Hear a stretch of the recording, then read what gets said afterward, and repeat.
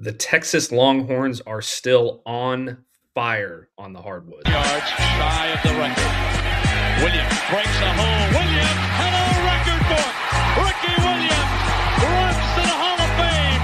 Touchback. Ricky Williams, touchdown. Young from the shotgun. Back to throw. Vince looks. Under pressure. He'll tuck it in run. Vince to the 5. Young. Touchdown, Texas. Touchdown, Vince Young. He's done it again. Longhorn Nation, we're back! Welcome into another edition of the Texas Longhorns on SI podcast. I am your host, Matt Galatson of Texas Longhorns on SI.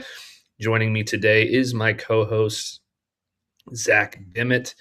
Zach, the Longhorns remain on fire on the hardwood, getting their fifth win in a row, something they have not done in a very long time. Fifth conference win in a row, I should say. Something they have not done in a very long time. Taking down LSU 88-85.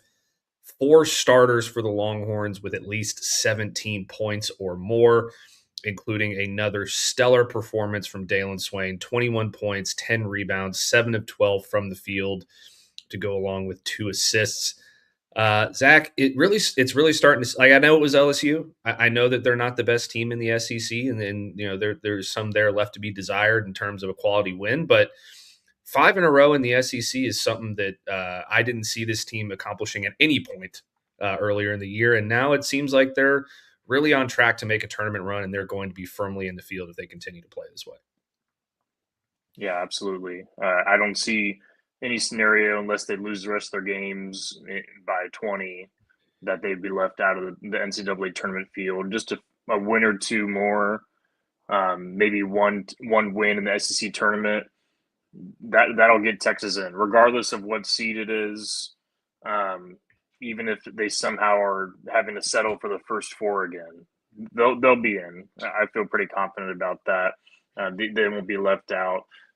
It's definitely a better situation than last year's team. With that win against Missouri this past weekend, they already surpassed the SEC win total from last season under Rodney and Terry. So, and there's still now a few games left to go. And last night's game, it wasn't the prettiest. Texas was up 48-33 at halftime. They led by as many as 17. It looked like they're about to run away with it.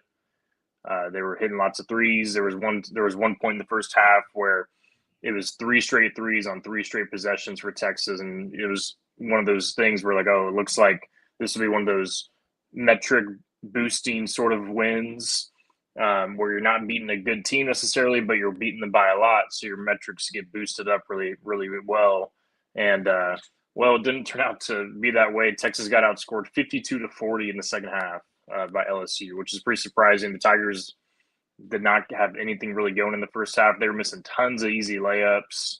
Nothing was going for them. But Max McKinnon, the Australian guard, he was on fire last night. I was covering the game at the Moody Center for Texas Longhorns on SI, and it was he was really impressive. I was talking to some of the other guys there, asking, does this guy have any eligibility left? Because Texas needs to get him out of the portal next year, but unfortunately, he does not have any eligibility left, because he was really a good player. And he came off the bench for a game high 27 points, so that was impressive. But from the Texas side of things, the defense, they left a lot to be desired. Sean Miller even joked that after Jordan Pope missed a defensive assignment, that he wanted him to run out of the arena really quick and run sprints up the hill as punishment during the timeout before coming back to join the huddle. Obviously, he was joking, but these are the kind of gems that Sean Miller has been delivering during his press conferences this season.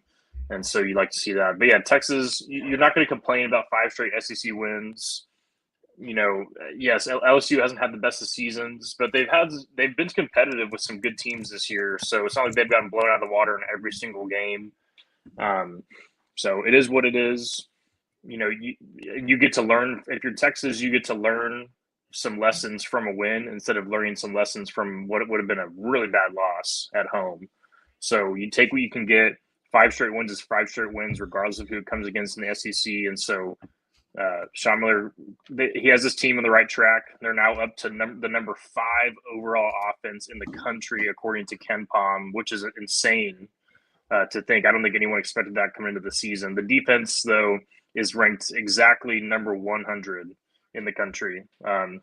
That's a major problem. So you got to – nothing's going to change in the blink of an eye of these last couple of games, but you need to just, steady the ship as best you can. Texas isn't going to have the best defense in the country heading into March or anything by far. So, you got to do what you can, continue to be a lead on offense, and just hold it down on defense. I think this team will be fine.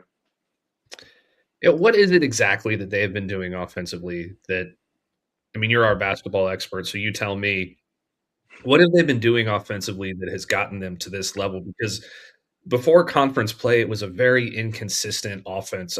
I mean, obviously they were all still starting to learn, or like trying to learn the system under Sean Miller. It was kind of a slow burn getting all these guys on the same page and getting the effort to the right level and all of those things. But Jordan Pope's been playing well. Dalen Swain has obviously been unbelievable in SEC play. And it seems like they've had some complementary pieces so far that have really put this offense. I mean, the fact that this offense, if you told me 3 weeks ago or a month ago before conference play started, whenever that was, that the Texas Longhorns basketball offense would be a top 5 offense in college basketball, I would have called you crazy. But here we are. They're one of the best offenses in the country. What are they doing differently now than they were doing, at the start of conference play? Yeah, well, it certainly hasn't been due to high pace or anything like that, where they're just blowing teams out of the water with these crazy, sets and plays. It hasn't been any of that. It's just been really, great efficiency. When you have someone like Modest Titus and Dalen Swain, both those guys are very efficient scorers. And when they're your 2 top scorers, that's going to make your offense look really good. Tremont Mark and Jordan Pope, they've had some up and down moments here and there, but overall they're very efficient as well. Texas is currently second in the SEC in field goal percentage at 49.5, so it's really going to help your offense look a lot better. It's not necessarily about who's putting up the most points, but at the same time, Texas is still solid offense, 85.3 points per game. But that field goal percentage is what kind of stands out. Your offense is judged based on how efficient you are and, how many points you're getting per possession. And when Texas is second SEC in free throw attempts per game at 27, which is I think top 10 in the country, if I'm not mistaken, you're getting lots of points per possession. So your offensive number is going to go up, and that's kind of what's been happening. So Sean Miller even said, I believe it was after the Missouri game, that if you would have told him at the beginning of the year that this offense would be, getting run by guys that are scoring off the dribble and one-on-one scenarios, he would have thought you were crazy. But that's just how this team has kind of been constructed. Dalen Swain, Jordan Pope, Tremont Mark, all 3 of those guys can kind of just score one-on-one, and they can do it at a high clip. And so when you have that, and then you have someone like Titus down low who can score one-on-one against a good amount of bigs, your numbers are going to look good.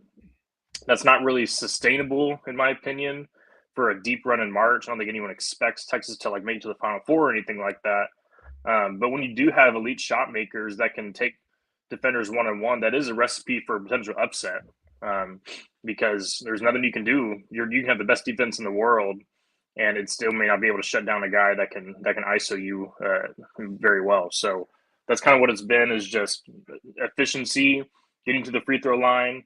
And then at the same time, Texas doesn't shoot a ton of threes to where their efficiency is going down. They have the 4th fewest 3-point attempts in the conference, 21.6. I believe last night they hit maybe 7 threes or whatever it was, and that was the highest. They were 7 of 13 or something like that. I don't have it in front of me, but that was the highest percentage they've shot from 3 the entire season. So they're not shooting a ton, and they're making the most of it. It hasn't been consistent behind the arc all season long, but it's been pretty steady. So it's just about the efficiency for Texas. That's why their offense has had the metrics that it does. When you watch them, you may not think that, because they're not just running the craziest plays, craziest sets you've ever seen. Like a team like Alabama where they get out and run and shoot a ton of threes. It's just not how this team is constructed. But it's just been about efficiency, talented scoring, and getting to the free throw line. That's kind of been the recipe. Yeah, I mean, you look at their numbers last night, 56% from the floor, 54% from three. They out-rebounded LSU 34-27. They only turned the ball over 8 times. They only forced 5 turnovers, but you only turn it over 8 times. That's still a really good number. And only 14 fouls. This team has had a big problem fouling. They only fouled 14 times last night. That's 25 for LSU, by the way. So that makes a big difference. You wish they would have been a little bit better from the free throw line, only 23 of 34, which is around 68%. But bottom line, Zach, you got to win. And now you're setting yourself up for a really critical stretch of your season. The final 5 games, 4 of those are against really quality opponents in Georgia this weekend. And then you come home to face Florida, and then you have back-to-back road games against A&M and Arkansas, and then you close up the season against Oklahoma. I mean, as it stands, you're currently 17-9. If you can go, 3-2 in your next 5, you'll get to that magic 20 win mark. Even if you go 2-3, 2 of those wins are going to be against, or at least one of those wins is going to be against a quality opponent. You feel really good about your chance to get into the March Madness tournament at that point. Yeah, no matter who it comes against, it's going to be tough to beat Florida at home. Florida is an absolute machine. They have guards that can score. They have elite bigs that can rebound. And then at Arkansas is going to be really tough. If you can at least win one of the road games and then take care of business against Oklahoma, you're going to be doing yourselves a lot of favors if you're Texas. So any sort of road game that you can win in the SEC is going to be big. Georgia just beat Kentucky at Rupp Arena last night, and Georgia has not had the best of seasons despite the way they started, and so they really needed that. So it's going to be tough for Texas against Georgia if they're kind of picking things back up for themselves. Yeah, but you got to win at least one of those road games. If you can beat Georgia and A&M on the road, and then beat Oklahoma, and then your 2 losses are to ranked teams in Florida and Arkansas, that's perfectly acceptable if you're Sean Miller. You can't be too greedy at this point. It's unlikely Texas is going to win the last 5 games of the season and head into the SEC tournament. But yeah, this stretch, I don't care who the teams they've beaten are. I know it's been like some of the bottom barrel teams in the SEC. But this stretch has really changed the season for Texas, and combining that with their 2 wins they had against Alabama and Vanderbilt, and then at home against Georgia, all 3 ranked teams. This stretch has really changed the season for Texas, and so it's interesting to see what they can do moving forward. Yeah, and A&M would be a quality win. Georgia would be a quality win. Oklahoma even it's like, I know that they're not the best team in the SEC by any stretch, but they've been a solid team this year. They've had some good wins. They're probably not going to make the tournament, but they have had some good wins to their name. And that A&M game is also especially interesting to me because you're talking about a team who's lost 4 in a row. They've got one tonight against Ole Miss that they should win, but if they continue to slide, that's another game that you should have a decent shot of winning if you can continue to kind of frustrate them the way that they have been frustrated the last few games. So really interesting to see where this Texas basketball season goes as we head over the final stretch of 5 games into the year and then into the SEC tournament. But let's change gears, Zach. When we come back from this short break, we're going to go over to some Texas Longhorns football. We're going to talk transfer portal, and we're going to tell you some instant impact freshmen that could make a big impact on the field in 2026. So stick with us after this quick break, and we'll be right back. This episode of the Texas Longhorns on SI podcast is brought to you by Custom Built Trailers of Mississippi. Custom Built Trailers is the largest in-stock trailer dealer in Mississippi with a variety of options to choose from flatbed goosenecks to bumper pull equipment trailers and car haulers to enclosed trailers and basic utility trailers. We do a little bit of everything. And if we don't have exactly what you're looking for in stock, we can typically have your custom built trailer built in 7 to 10 working days. 0% financing options are available, and we also deliver out of state. So give Custom Built Trailers of Mississippi a call at 601-722-9581 today and let us take care of your hauling needs. Custom Built Trailers of Mississippi. If we don't have it, we'll be glad to build it. Welcome back to the Texas Longhorns on SI podcast. I'm your host, Matt Galatson. Joining me is my co-host, Zach Demmett, also of Texas Longhorns on SI. And it's time to talk more football, Zach. Let's get into the Transfer Portal Redux Defense Edition in our inaugural. I can never say that word correctly. In our first episode of the Texas Longhorns on SI podcast, we went over the offensive transfer portal additions, kind of giving you guys a rundown of everything that they did on that side of the ball. Not as much on the defensive side of the ball, but still some very quality additions we will go through today. And it starts on the defensive line, Zach, a pair of very big nose tackles for this team. Ian Gaffard out of Arkansas is the real big one. He's about 380 pounds. He'll have 2 years of eligibility left. He should be an immediate starter and a natural fit at the nose tackle position in Will Muschamp's defense. And behind him, you also have an LSU freshman named Zion Williams who comes over. He will have 3 years of eligibility remaining, a very talented player, but more of a depth and developmental piece going into next year. Both of these guys are near perfect fits for what Will Muschamp likes in his nose tackle. Big space eaters that can move people, hold their ground, and create space for linebackers to rush the passer or fit into those run gaps. Both of these are massive additions, but especially Gaffard, who didn't get a whole lot of pub, coming into the transfer portal because Arkansas's defense was atrocious last year. It wasn't because of Ian Gaffard. It was the complementary pieces in the secondary and the linebacker, like the surrounding pieces that really struggled.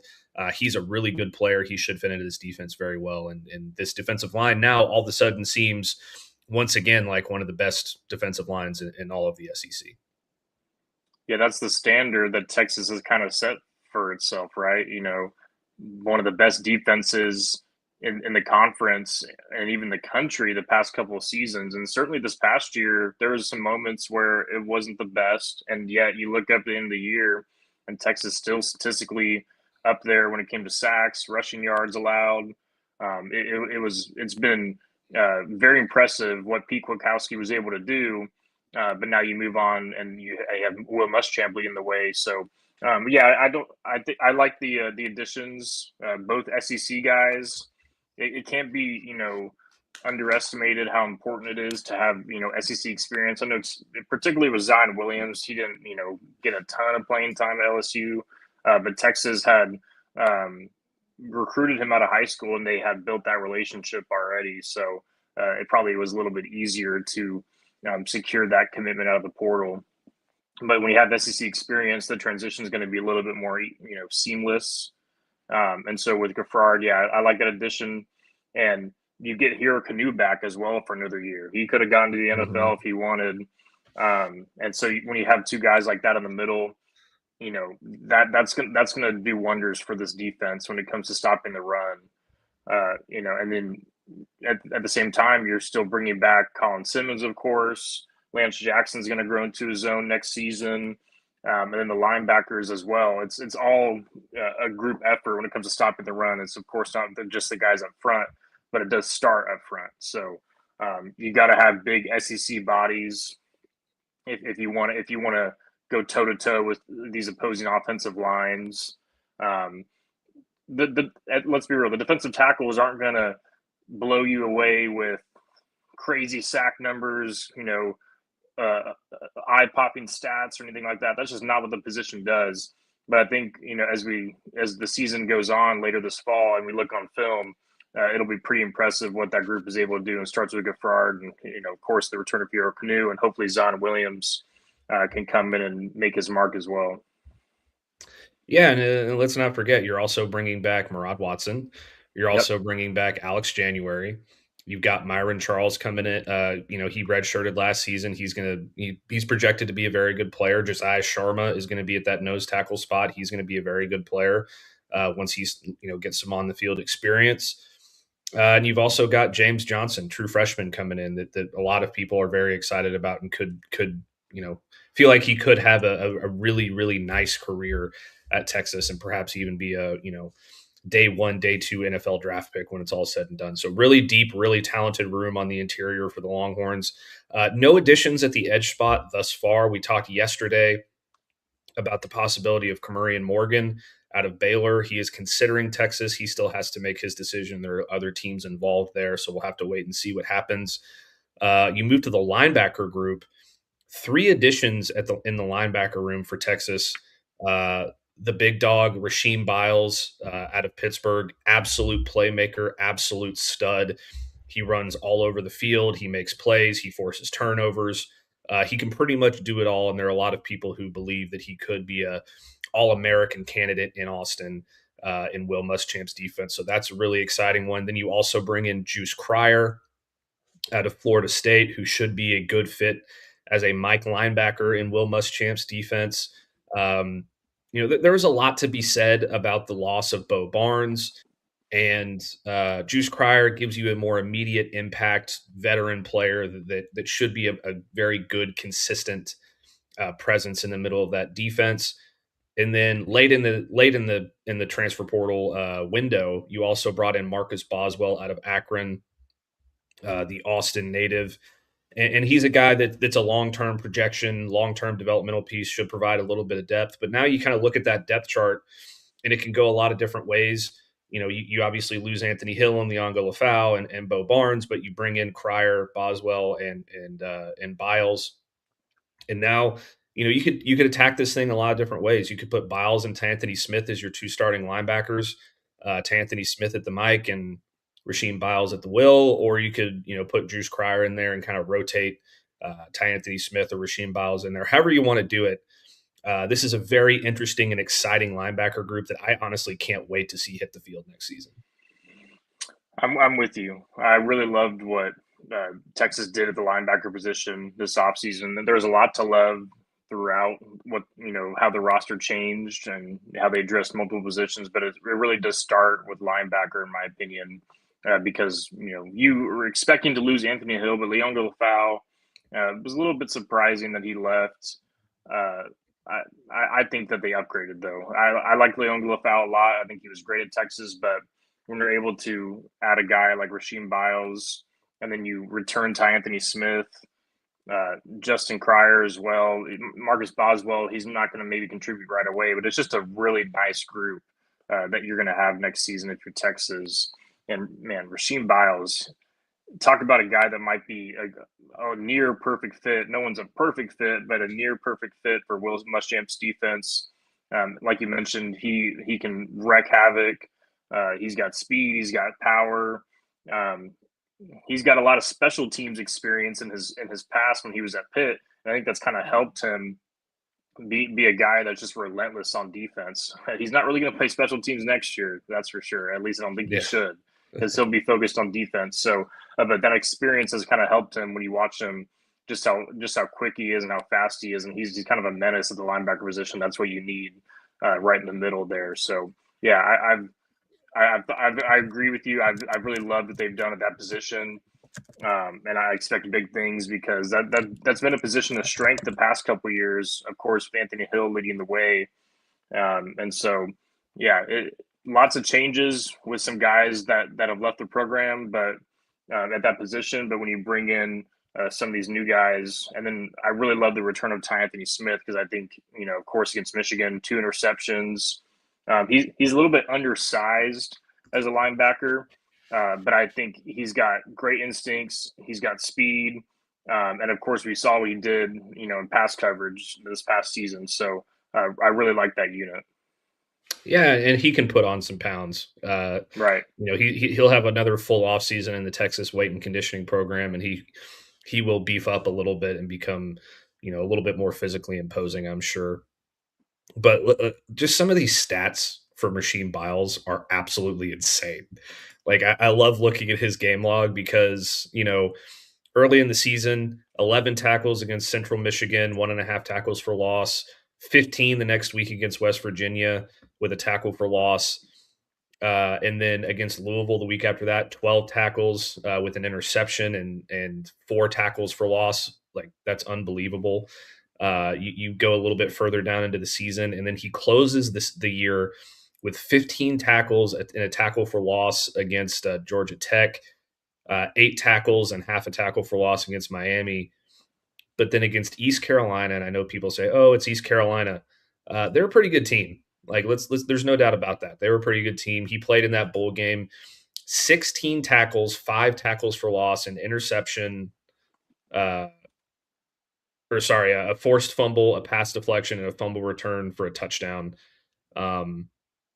Overall, the guy had just one of the best statistical years that you could possibly imagine for a linebacker. I mean, he was so good. Finished it with 101 total tackles, 17 tackles for loss, 2 picks. And Sports Reference has him with only 1 defensive touchdowns. I'm pretty sure he had 2 or 3 on the year. I think they've got that wrong. Yeah, according to ESPN's log, he had 2 pick sixes and then a fumble recovery for a touchdown. It's not often you see that. So. Yeah, he's just a flat out playmaker. I'm switching over to the ESPN logbook.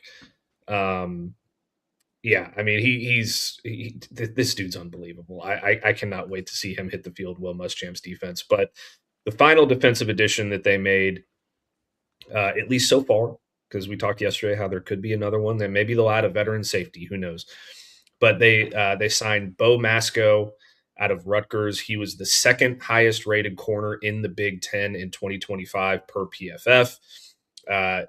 With the loss of Manny Muhammad, this addition cannot be understated because he gives you another extremely talented corner who can help lock down one side of the field. He's very familiar with Mark Orfe, the Texas corners coach, who was previously at Rutgers and helped land Bo Masco up there. And I believe it's in, East Rutherford or something like that Rutgers is in. Somewhere in New Jersey. Yeah, somewhere in New Jersey. But he's going to be a huge addition. He should start immediately. And with him and probably Cade Phillips on the other side as your 2 starting corners, backed up by Kobe Black and Warren Roberson, who is also returning after both, briefly flirted with the idea of the portal. Now you have a legit 4-man corner rotation that should be very, very solid, especially with another year. And these guys all have traits that you love in a Will Muschamp defense as well. So this seems, at least for now, like it could be a championship secondary that the Longhorns have. And let's not forget, Derek Williams also entered the portal. And I'm going to count this one as an addition for the Longhorns because he was on his way out of town. Texas made the switch to Will Muschamp. He liked what Will Muschamp was pitching. Now he is back at the 40 acres, and he's going to be probably a starter in this secondary. So there's a lot to like about what they did back there. For sure. Some fans might look at the fact that they only got 1 corner out of the portal and Bill Masco and, question, what the direction is there. But I think when you get guys that you recruited out of high school and now they're all your core guys in the secondary, that really says a lot about the way Steve Sarkisian and staff recruited the secondary, especially at corner. So I really like it. Grayson Littleton, Cade Phillips, man, did he really come on late last season? Jalen Gilbo had been consistently, getting tons of starting level reps in the secondary for a few seasons, and he struggled a little bit. And Cade Phillips, they didn't hesitate to put Cade Phillips in as a starter over him, and he kind of just ran with his opportunity. And I think it says a lot about what he can do next season. So you combine him with Bill Masco. You mentioned Warren Roberson. You get back Jelani McDonald, which is a huge retention. Xavier Filsaime as well. And Kobe Black, it seemed like he was out the door as well, cornerback. And you thought, okay, we're going to have to get another corner if you're the Longhorns, and you get him to return as well. That secondary, it could have looked a lot different if some of these guys didn't return because they were their foot was halfway out the door. But so a lot of these retentions are really big. I'm pretty confident in what the secondary can do. The secondary has been one of those positions for Texas the past couple of years. It's been a little bit up and down at times. It's either been a little bit shaky or it's been pretty solid. And last season it was a little bit on the shakier side at times. There were some good moments for sure, but I think, like you mentioned, like it was on yesterday's show or whatever, Pete Kwiatkowski's defense, some of these corners were like 10 yards off the receiver, and there's not really a lot of aggressiveness there. That I can't wait to see what that looks like with Will Muschamp. How will he use the corner blitz? How will he, disguise coverages? I'm excited to see that, and particularly with Kobe Black. I know he had the interception, of course, against A&M, but he had, he was a little bit quiet this past season as a true freshman, though. He had made some good plays. So now what does he look like coming into his third season? I'm excited to see what he can do. He's lengthy. He's got great ball skills. So that whole position, the whole position group, corner and safety, is really exciting because you have not a lot of transfer guys except for Bo Masco. So it's just a lot of the guys that Texas recruited out of high school. And so now you're going to see what they can do. Yeah, and then you also have guys like Xavier Filsaime, Jonah Williams, Zealous Hicks, who should be more involved next season. And let's not forget, Grayson Littleton was an absolute star at the star position as a true freshman. Maybe they end up moving him outside and putting somebody else at star. He's going to be somewhere in that secondary, and he's going to be very, very good once again for the Longhorns in 2026. And now let's change gears again, Zach. I wanted to kind of highlight, this was an excellent recruiting class for Longhorns. It wasn't 35 players and 24 stars and 10 5-stars or anything like that, but it was a top 10 class. Some I think had him ranked as high as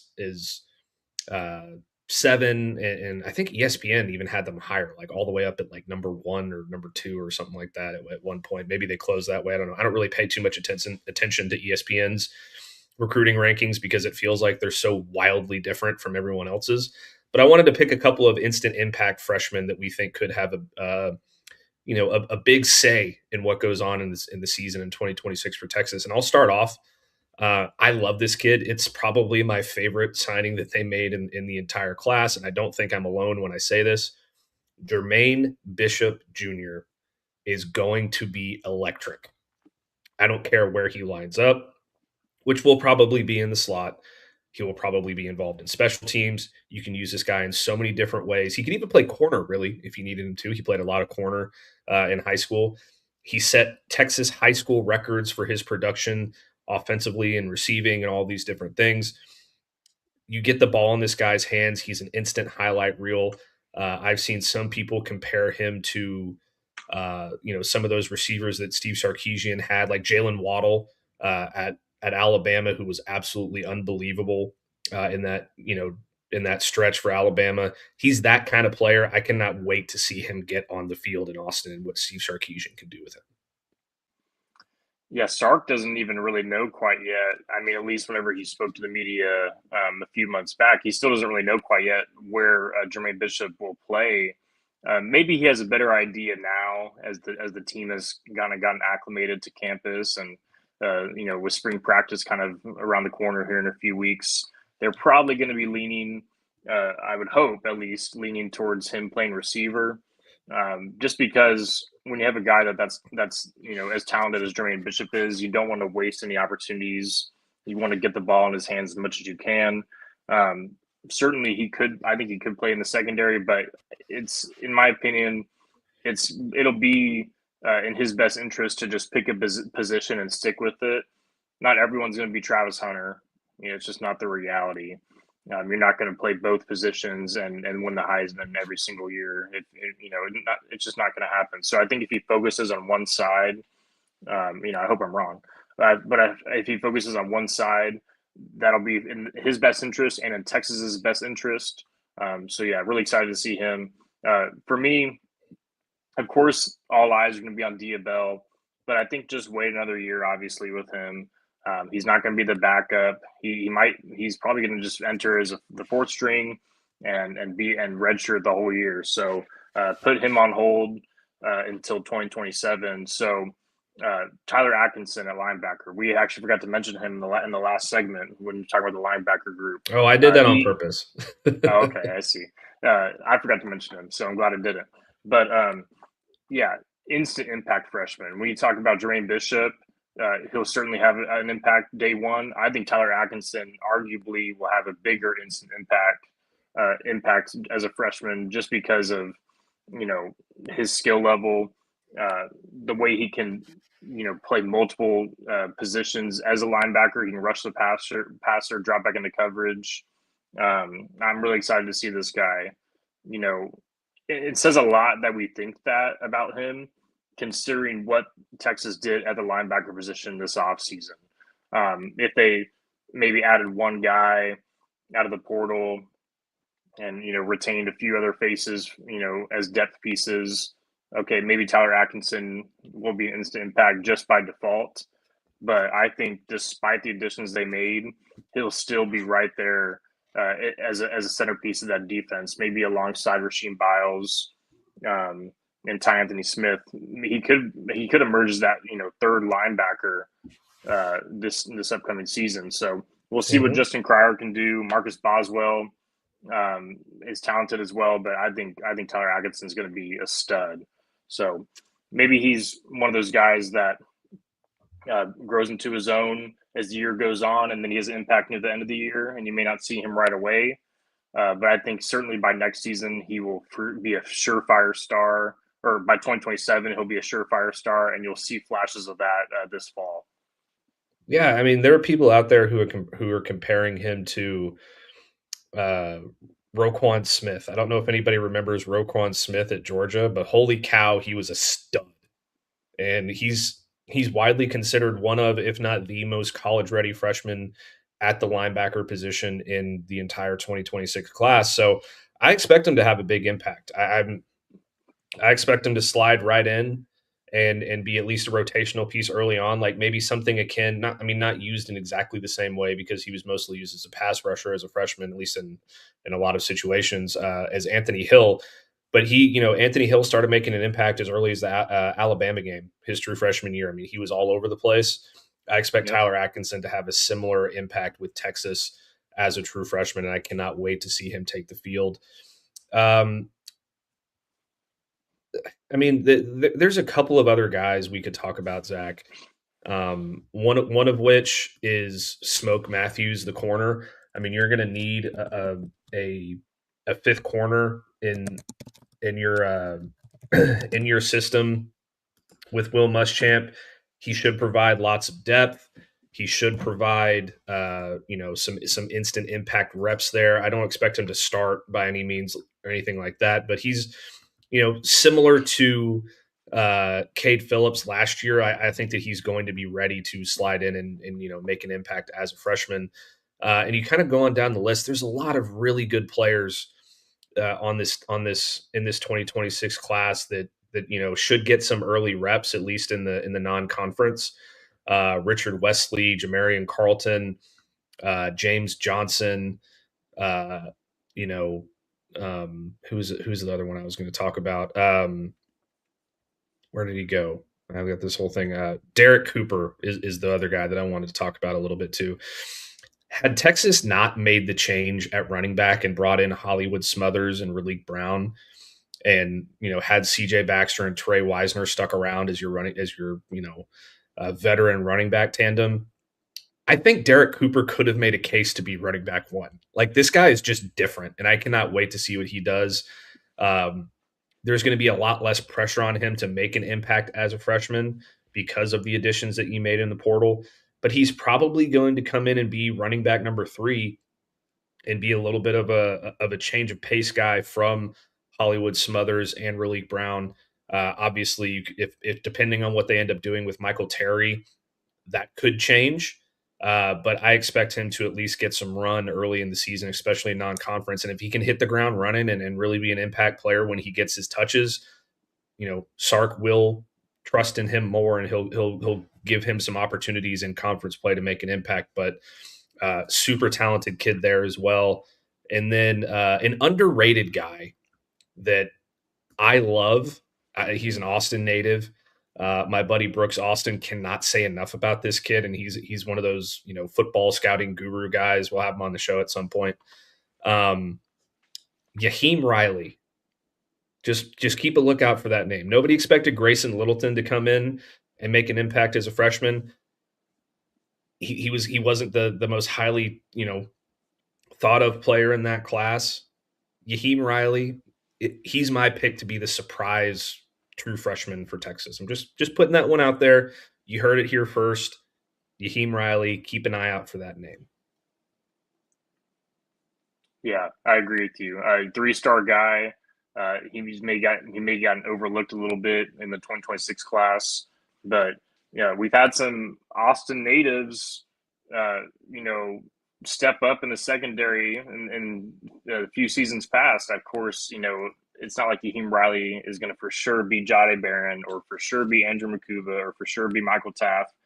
Those guys are one of a kind. So, but at the same time, I do think that because he's a little bit underrated, maybe he'll be a little bit hungrier and he'll can improve himself. Probably not going to be instant impact guy, but certainly a name to watch. Maybe he'll make a few flash plays here, in conference play whenever it's late in the second half and Texas is up by a lot. And those are the reps that you need if you're going to eventually contribute down the line. So yeah, I like him as well.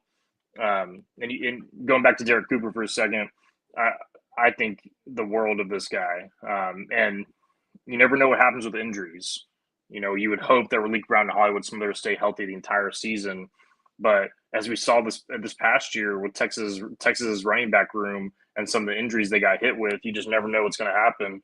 And so Derek Cooper could have to step in at any given point and be the backup running back, which is a crucial position to play. And you never know, he could finish the year with some solid games under his belt. And then when you enter into 2027, he could be ready to take over the starting role, depending on what happens with Smothers and Brown. You just never know. But I think this guy's the future. And I think that Sark won't do the same thing that Tom Herman did with Bijan Robinson, where he holds him back for whatever reason. I don't think it's kind of a different situation, of course, but I think that Derek Cooper will be able to show the country what he can do by 2027, and he'll be able to put a few plays on this highlight reel this upcoming year. Yeah, I don't think anybody's ever going to forgive Tom Herman for the way that he used Bijan Robinson as a freshman. Like I can't understand it. I never will. Luckily, Sark came in and changed things with Bijan, so that was great to see. But we will be back tomorrow. Thank you so much for tuning in to the Texas Longhorns on SI podcast. Just a reminder to like the video, subscribe to our channel and our podcast, give us a good rating. All the things, it really helps with engagement. You guys can even hop in the comments on the live stream, and we'd love to interact with you and have some good friendly banter there. But like I said, we will be back tomorrow. You can find me on X at Matt Galatson. You can find Zach on X at Zach Dimmitt7. You can find us on X at Longhorns on SI. And most importantly, don't forget to tell somebody you love them, and we'll catch you in the next one.